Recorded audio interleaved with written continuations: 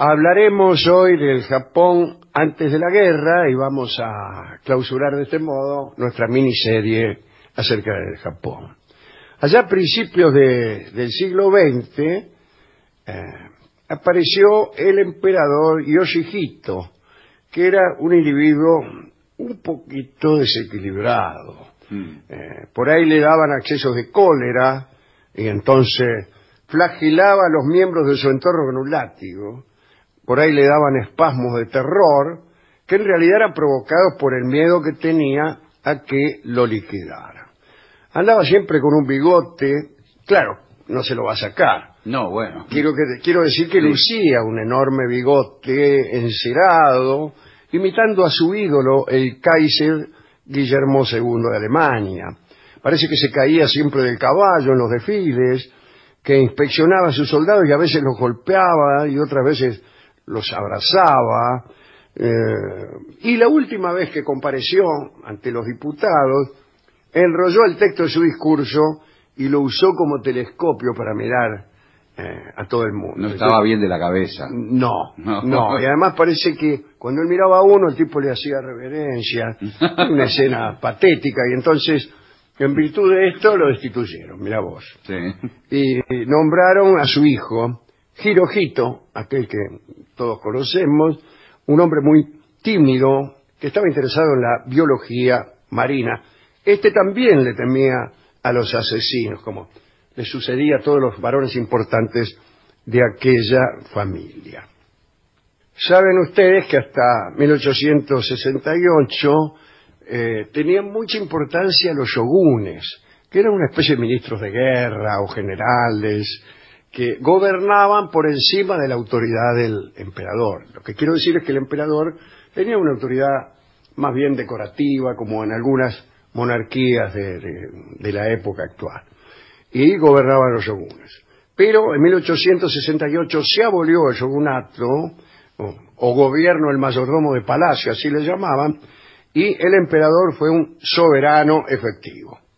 Ajá. Ahí vino entonces, se llamó Revolución Meiji, para convertir al Japón en un país rico con ejército fuerte.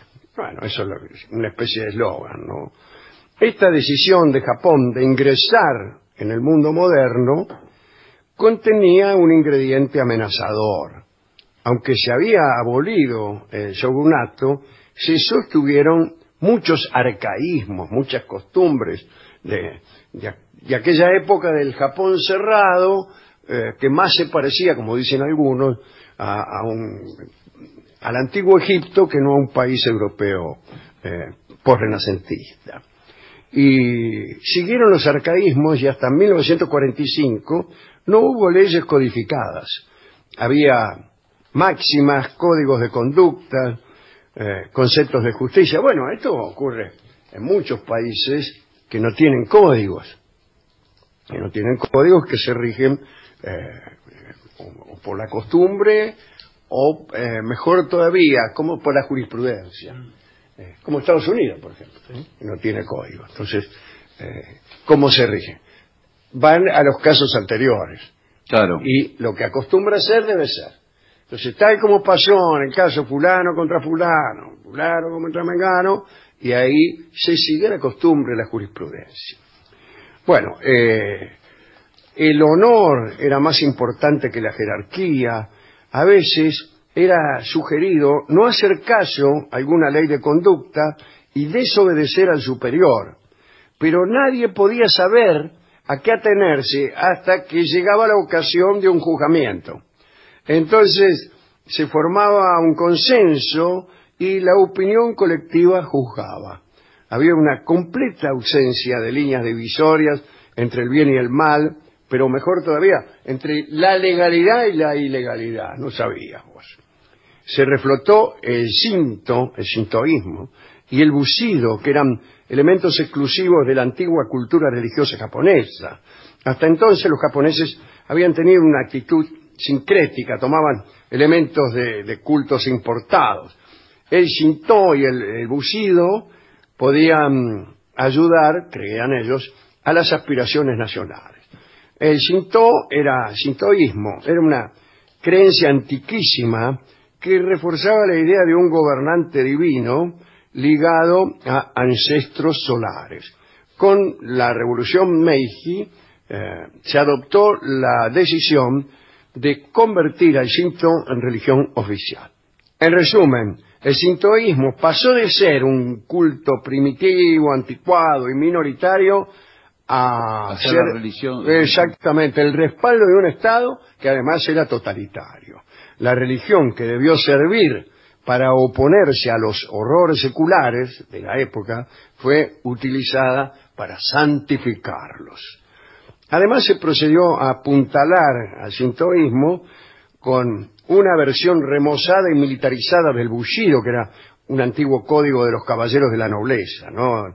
Bushido en realidad es un término traducido como el camino del guerrero, código ético, estricto, particular, de los samuráis. A veces tenías que entregar tu vida porque era un código que exigía lealtad y honor hasta la muerte, todas esas cosas, ¿no?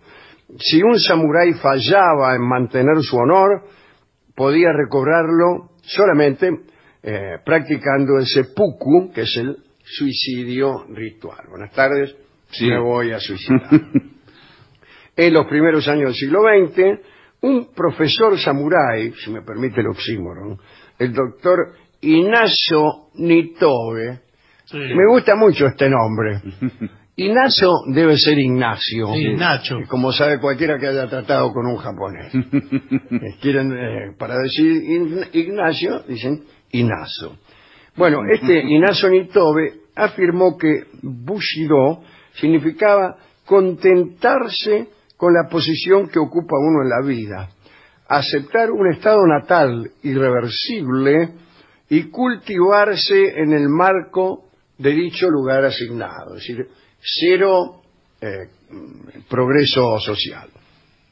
También el Bushido instaba a ser fiel al jefe de la familia, enaltecer a los antepasados, entrenarse en las artes militares mediante el cultivo y la disciplina del cuerpo y la mente. Andar llegando. Muy bien.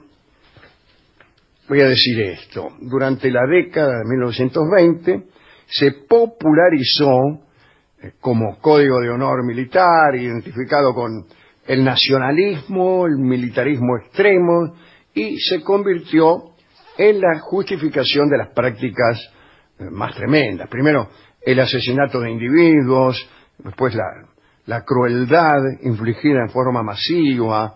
Los caballeros del Bushido formaban la división militante del sintoísmo totalitario, representaban la fuerza moral rectora del país.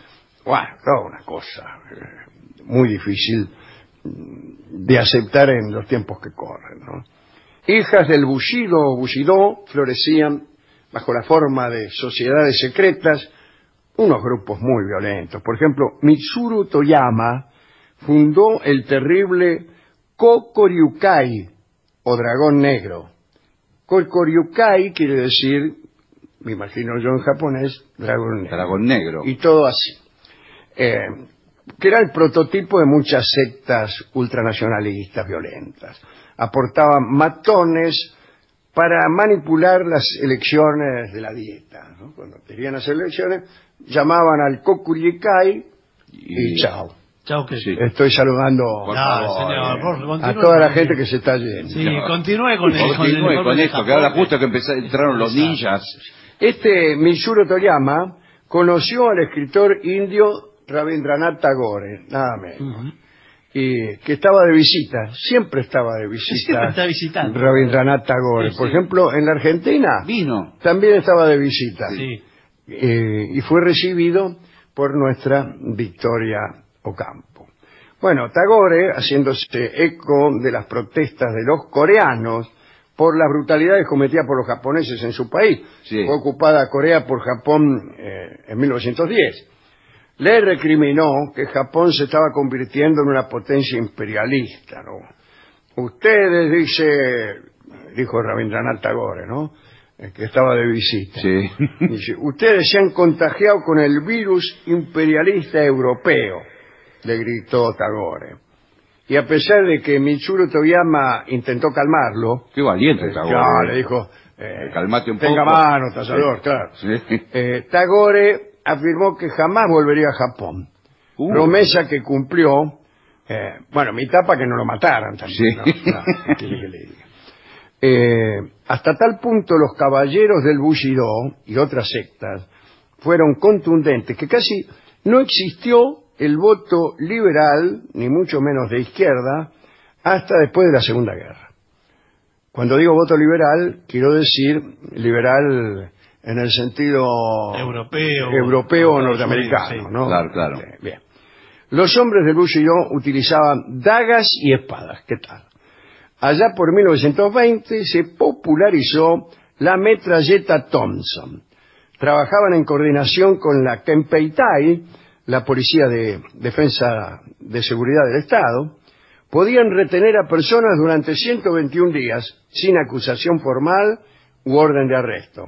Después te tenían que largar. Y sí, bueno. Pues eso sí. 4 meses me Sí, tuvieron en 121 cana. días te tenían en averiguación de antecedentes. Sí. Después te largaban.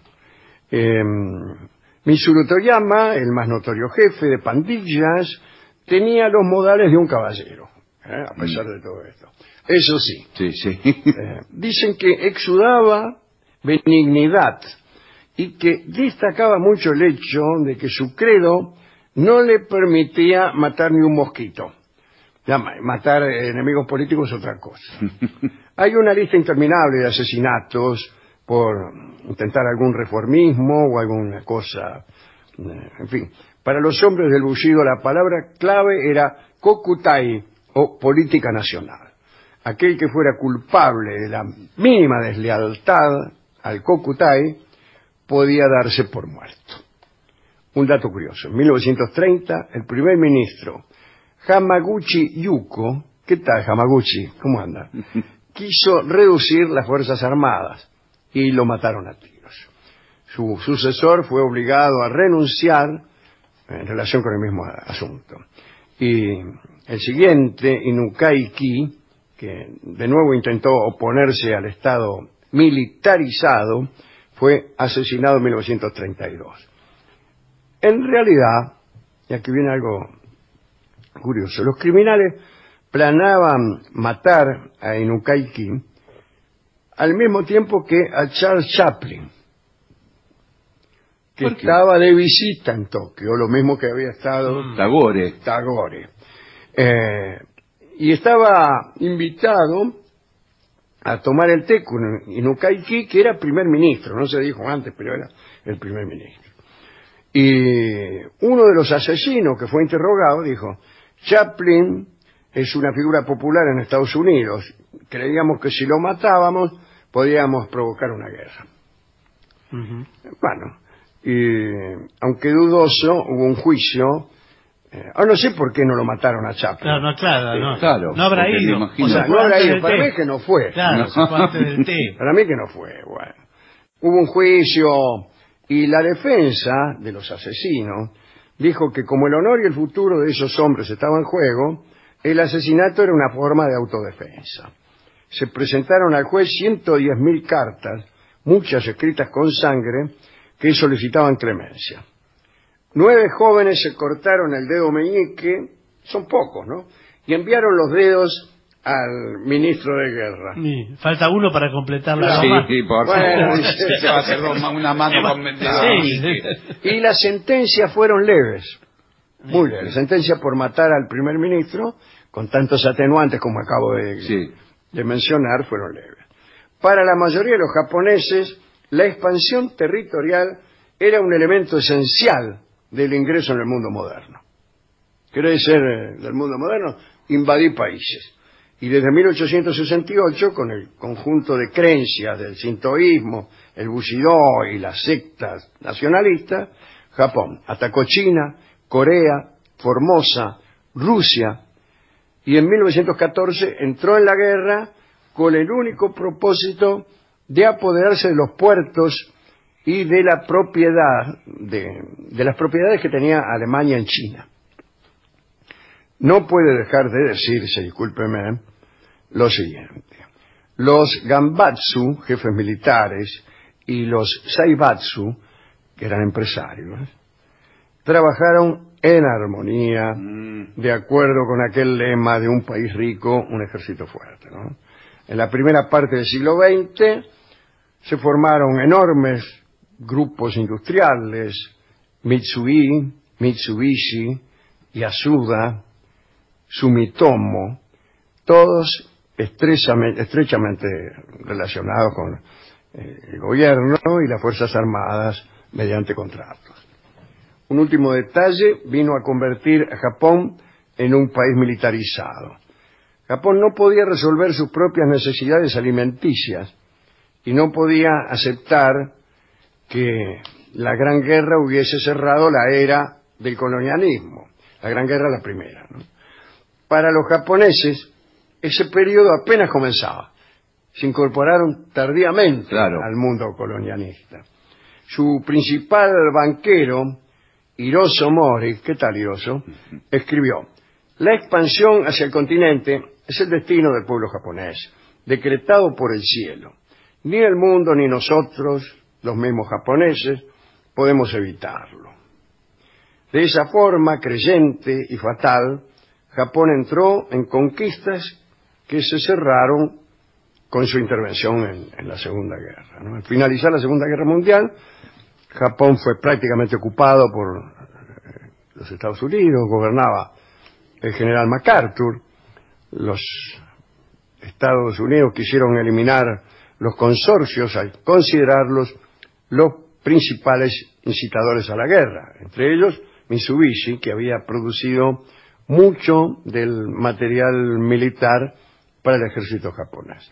Recién, como hemos dicho el otro día, en 1946, el emperador Hirohito dijo formalmente que él no era un dios y la teocracia imperialista dejó de existir. Lista de países invadidos por Japón.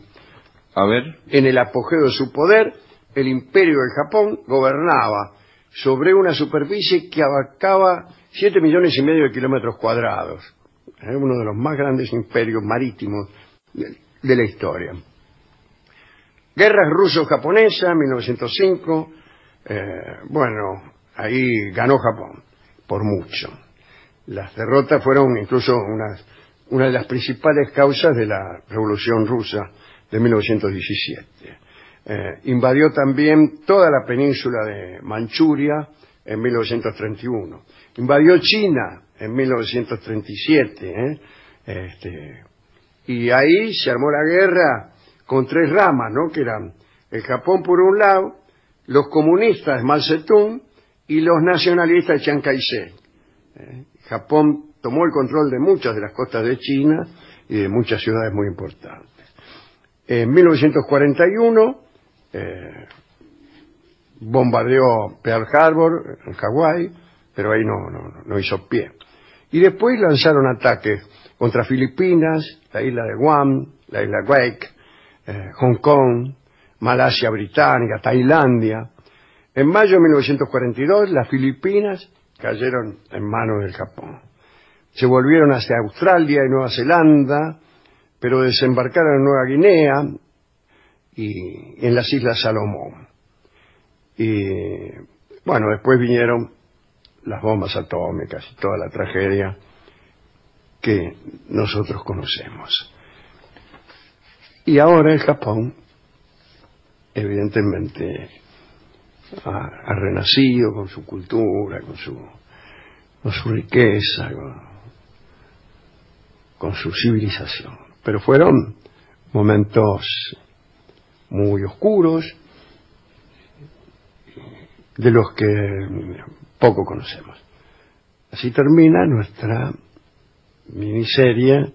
Este programa estuvo en guerra con el Japón. No, ¿cómo va? ¿Cuándo, señor? En sus comienzos. Sí. Hasta que ahora hemos firmado la paz. Bueno, ¿con qué podemos ilustrar esta miniserie? Bien, vamos a escuchar en homenaje al Japón una canción que cantan muchos japoneses y que es también un homenaje a Gardel tardío. Ajá. Así que canta Carlos Gardel, Lejana Tierra Mía, una canción que yo creo que fue compuesta pensando en el Japón. No sé. Seguramente. Es raro.